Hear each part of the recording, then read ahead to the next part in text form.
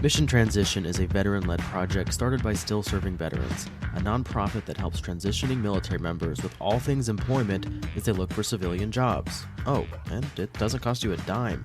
Find out more at ssv.org. Anyway, here's retired Navy Chief Dave Lakin. Good morning. As Ethan said, I'm Dave Lakin. I'm retired Navy Chief. I work with Still Serving Veterans, and I'm your host today on Mission Transition.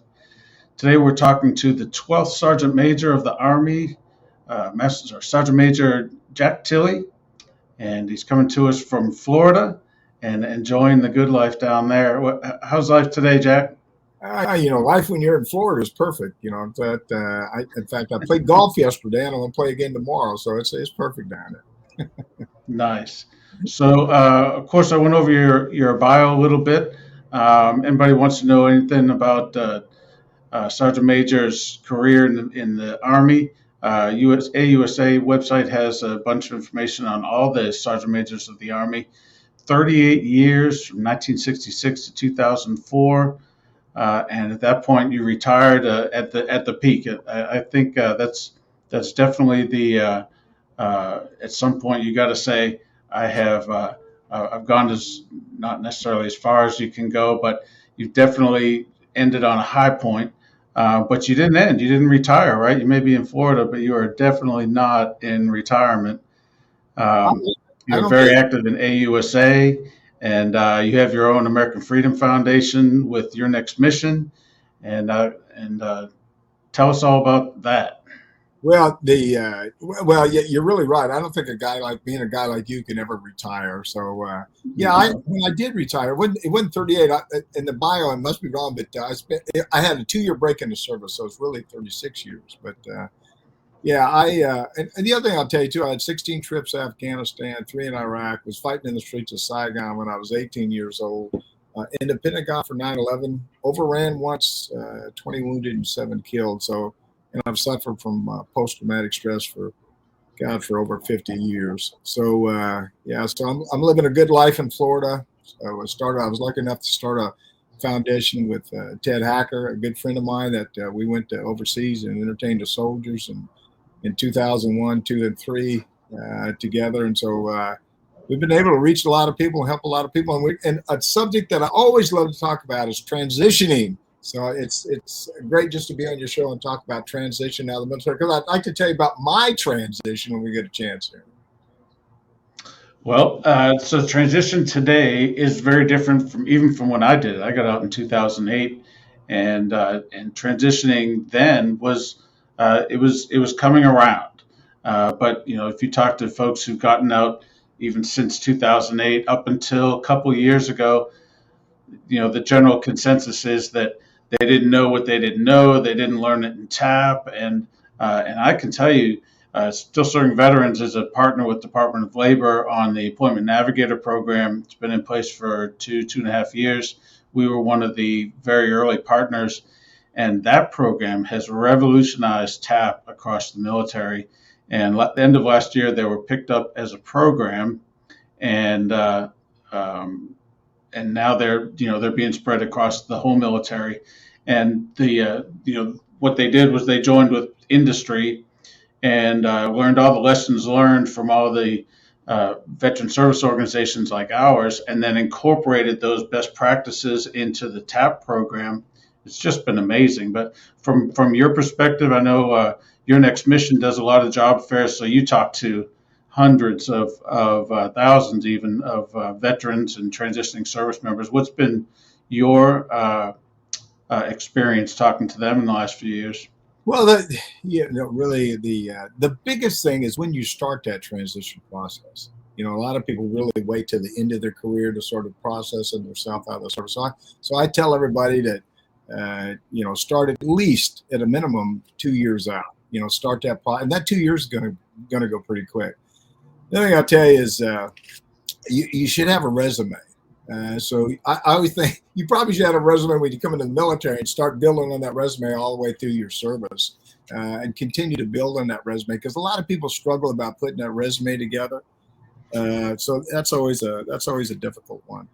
I think the other thing that's really important is saving money, paying your bills off.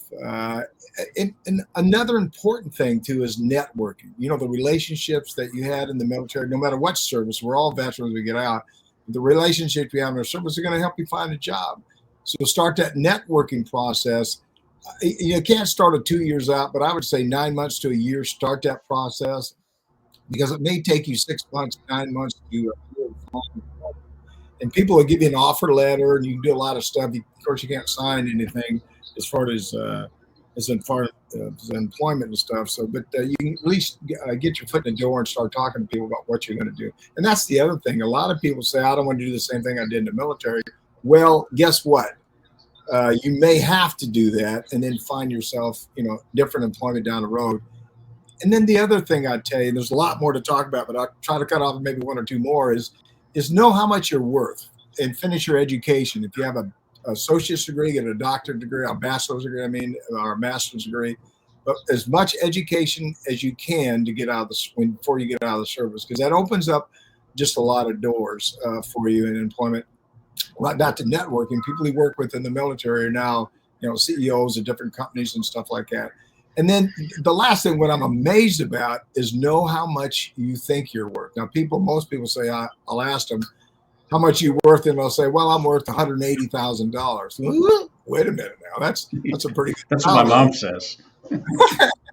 That's a pretty good salary. But realistically, how much does it take you to survive, and what do you want to do? And then I said it was the last thing. That was a lie. But and then probably one more thing I'll tell you. I opened up a business. And I sort of fell into it, and I have 10 guys that work with me, 9 guys that work with me. But I opened up a business. I've been having this business for 15 years or something like that now. But you got to figure out where you fit in, and then the other thing I'll tell you, last thing I promise, is where you do fit in. What's your tribe? Because a lot of people struggle about fitting in when they get out of the service. Because you talk to somebody that hadn't served, they may want to talk to you, but they don't want to talk long about the military. And so, where do you fit in? Where's that comfort zone there? So I said I'm going to a lot more to talk about, but I'll be quiet. So let's take that piece by piece. I'm a big believer in begin with the end in mind, and so I would prefer, and who am I? But I would prefer that people enter the military with the intention of someday I'm going to get out, whether it's like Sergeant Major did, and 36 years later, or maybe it's at the end of the first tour and it's just 4 years later. And it's not really feasible for every MOS out there to be able to jump into education right away. But get into education as early as you can in your military career, because it will serve you through your entire career. To expose you to all the things that taking college courses and that course of study will require for you to get your degree. It will only make you a better soldier to get out and get that education, that broader worldview of things. But more importantly, it'll make finding that job so much easier when you get out. And the Army in particular and the Air Force have both been really good in recent years about allowing folks to work on their education. A lot of folks coming out with bachelor's degrees and even master's degrees, which is in the enlisted level. It's amazing that they have time to do that stuff. Done 9 deployments and I don't know how they had time to do all that, but it's great that they come out with that education already on their resume. If you take a bachelor's degree in any technical or management leadership MOS, and add a security clearance to it, you're looking at 6 figures right out the door in a lot of cases. So, that $180,000 dreamer, if you got, 8 years, you did 2 tours in the military, and now you got a wife, maybe a couple of kids, and you're coming out and you're in your late 20s with maybe a master's degree and a top secret clearance, you are definitely in 6 figures. And go for it. But that takes a lot of advanced planning. That takes vision for who you want to be, where you want to go. Hopefully, the rating that you picked coming into the military is the thing that you want to do for the rest of your adult life, and that's not always the case, unfortunately. But if you can take your military experience in that vocation and then add to it leadership and time management and self-management and problem solving and all the things that we learn as NCOs in the military. Man, you are a force when you get out the door, and you're really in demand.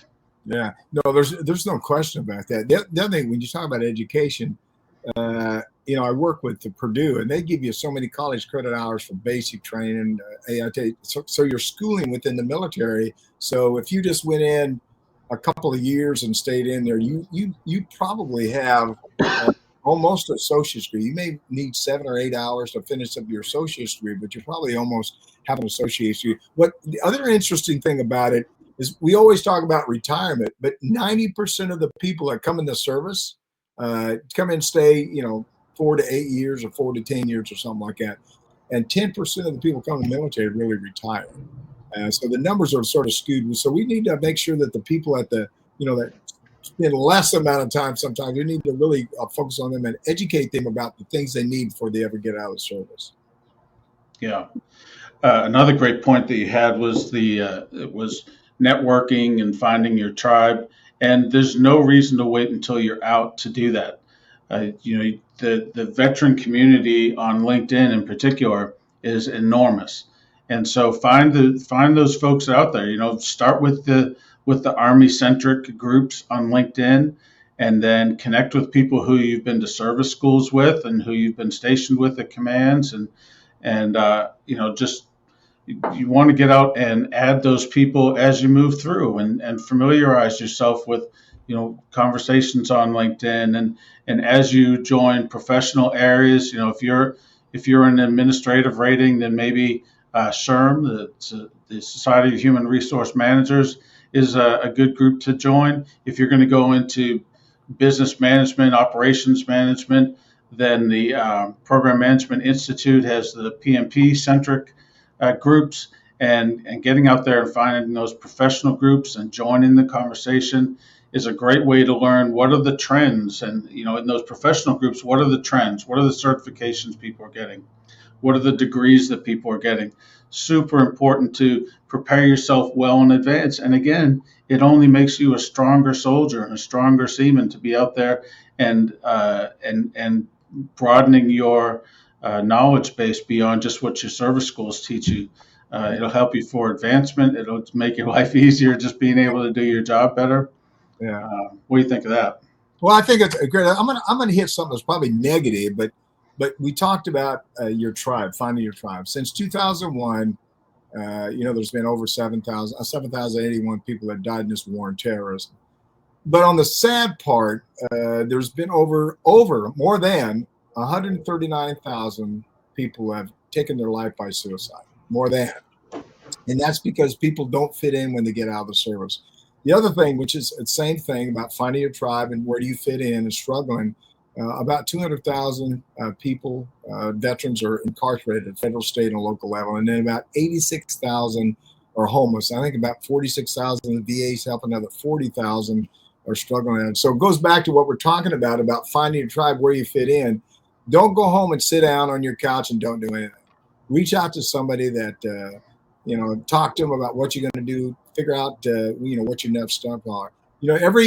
Every month, I have a show too called Your Next Mission podcast. And if you're listening, go to yournextmission.org and you can follow me on there too. But I'm going to tell you about a couple of hiring events. We're talking about jobs on March 27th in Huntsville at the Von Braun Convention Center there.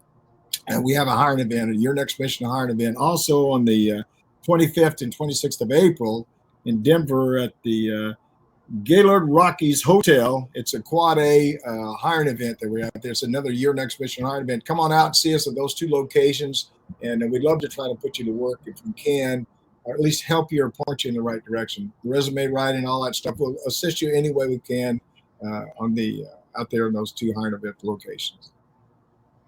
So on the Army side, for sure, American Freedom Foundation and Your Next Mission are absolute resources in helping you with the transition and finding resources outside of the Army for yourself and for your family.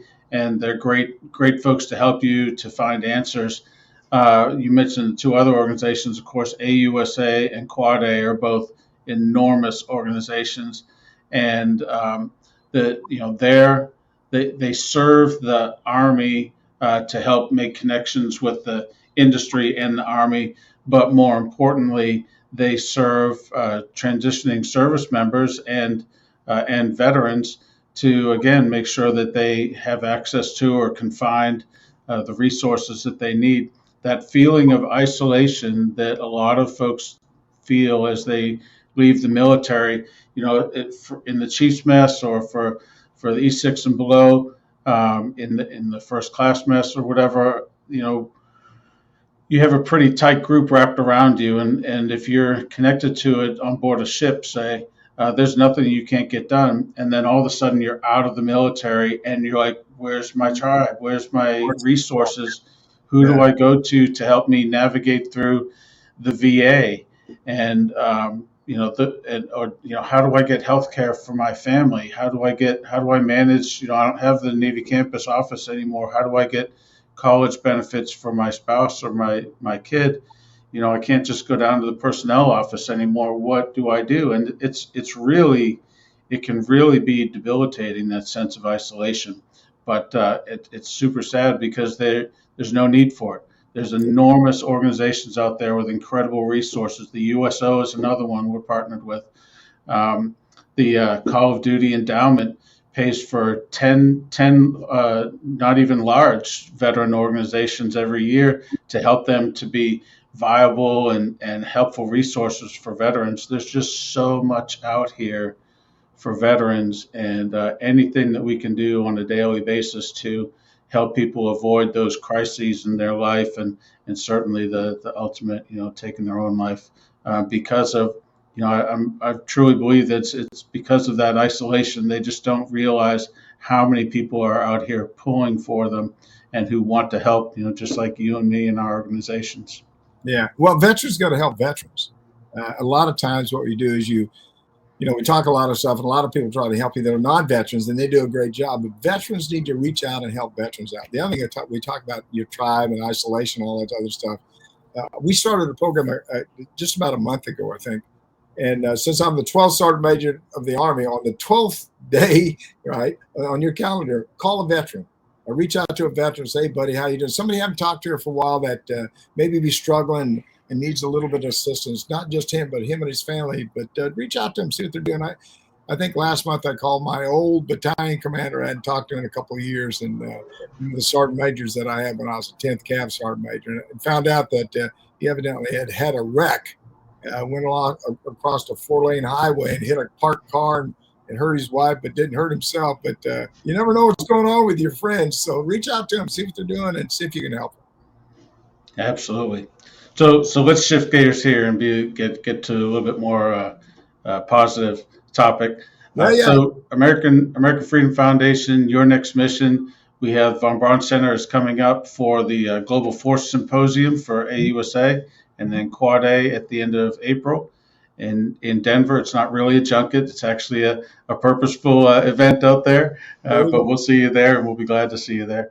But job fairs, people, they hear all the time, you're going to get a job based on who you know. So job fairs and LinkedIn are useless endeavors. It's a waste of your time.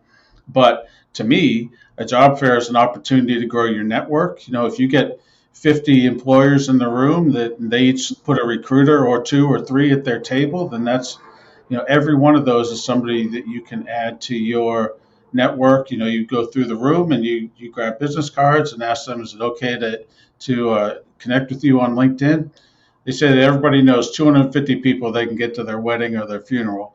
So if each of those recruiters in the room knows 250 people, then you're one connection away from the person who could probably hire you after your service. I was in Fort Bliss last week at a job fair, and I was really encouraged by the number of folks who came up to talk to us who were 2 years out, 2.5 years out, and they were thinking about getting out, and they wanted to see what the job market looked like. And that's an incredibly smart thing to do. But they're at a job fair, analyzing the job market, making connections, getting a resume reviewed. Who's got a resume 2 years before they get out? So great job on them. but it's also an opportunity to talk to those recruiters and find out what kind of certifications am I going to need to be successful in a job at your company, and then go back and research those certifications and see if they're relevant to you and your field of interest. Job fairs are incredibly good resources in preparing yourself for the job search, and then, of course, once you're in the job search. Yeah, yeah. The other thing I tell you, that's great points too. The other thing I tell you, don't cut out social media. Social media is a good asset for you to get on LinkedIn and all that other stuff. In fact, I'll tell you a little story. Try to make it real quick. I had a guy that called me here. It's about a year ago, and called me and says, "Hey, do you know so and so?" And I said, "Well, I don't think so, because I have about 12,000 followers or something like that on LinkedIn." And I said, "But let me go back and check it out." And so I contacted the guy, talked to him on the phone, and it turned out I had known him for a long time. And I asked him what he was doing. He said, "Well, I just get ready to quit a job. I applied for another job." And I said, "What's it about?" He told me about the job. That's what the guy called me about. And this guy was first class. So after he said, "Well, why do you ask?" And, I haven't talked to you for a long time. I said, "Well, I'm just curious. I haven't talked to you for a while." So I didn't tell him. So I hung up. And I called the guy back. I said, "Hire this guy right now. He's a great guy." So he hired him that day. And then the guy emailed me back. He says, "Did you have anything to do with getting the job?" I said, No, you got it on your own merit." And I'm sure you got it on your own merit. But through social media, there's some good and there's bad in there. But use your social media to reach out to people too, and you'd be surprised. The other thing, we talked about networking.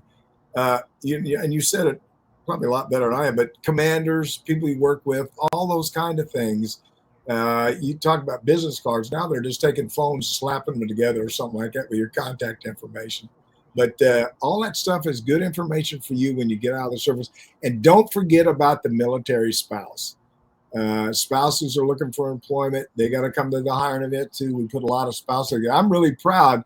I shouldn't give you a number. Ted always gets mad at me when I give you a number, but I think throughout the time we've been doing this, it's got to be over 6,000 or 7,000 people we put to work. We don't track that very good. I wish we did a little bit better, but we must be doing something because a lot of people come back. I was getting ready to look something up, but go ahead. Yeah. Go ahead. Yeah. Ethan, if you can find, what are the statistics around for the unemployment rates for veterans and then veteran spouses, because I know it's a huge difference there, and it shows the disparity of how difficult it is on military spouses. If your spouse is active duty and you're subject to deployments and things like that, and periodically, you have to be the 100% single parent for a while. That can be tough, and so it makes it hard to get a job for military spouses. Just having that title, and a lot of times they want to put it front and center on their social media, and it can make it difficult. I can't read that. Well, I think military spouses. What going back to transition, the best what I did was when I was retired, I went down I think about 6 months or 7 months before I ever retired, and looked for a house. Found the location of the house, and about 5 months out or so, we started building the house. And then we, when I did retire, went down there, a few more weeks before we could move in there. But knowing where you want to live and know what's available for your spouse and your children for schools and stuff in the community that you're going to. I'd tell you a funny story. When I got out of the service, I'd stayed in the Army a long time, and I'm used to meeting all my neighbors. So when I moved in, I walked around, started shaking my hands, all the neighbors. "Hey, how you doing? I'm Jack Tilley," and all this other stuff. And when I went back in the house, my wife says, "You're nuts." I said, "Those guys will think you're nuts. This is a different environment now, so be careful about all this stuff." So, good advice. I always listen to my wife. I've been married a long time, and I know she has all the right answers. I certainly don't. That's right, and that's what we got to tell them: happy wife, happy life. But my wife and my son both are like, "Man, you will talk to anybody." That's that military stuff that makes you user friendly. Yeah, user friendly. That's right. But the other thing is, guys like you and me, I like helping people, and really, if I can help somebody find a job or do something, that's why we started Your Next Mission podcast. You can go to yournextmission.org and look at our show. But it's about helping, just like you guys are on this show, but it's about helping our veterans and their families with whatever concerns or processes they have there to have a better life. And that's what I'm going to do, focus on till I'm no longer here. So that'll be a long time. So winding this down, I like to ask folks, and in your case, you can't say my time as a Sergeant Major of the Army. So excluding that, when was your favorite time in the military? Where were you stationed? What were you doing? Who were you working with? And because the reason I asked this question is because when people are trying to figure out what they want to do when they grow up and they get out of the military, they struggle with that. And so I say, well, think back towards your career. Where was your favorite duty station? Who were the people you loved working with? What were you doing at that duty station? And how can we take that time and consider wrapping a career for the rest of your adult life around that experience? So what was that for you, excluding SMA time? Well, let me tell you something. You're going to think I'm being politically correct and I got blinders on, but I liked every assignment I ever had.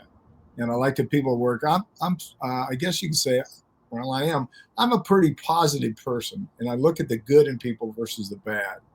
And I probably never have thought 3 or 4 feet out of my life, but I just think working hard, staying focused, doing what you're supposed to be doing is the right thing to do. But of course, I love Germany. I like Germany. I liked the command when I was over there in Germany.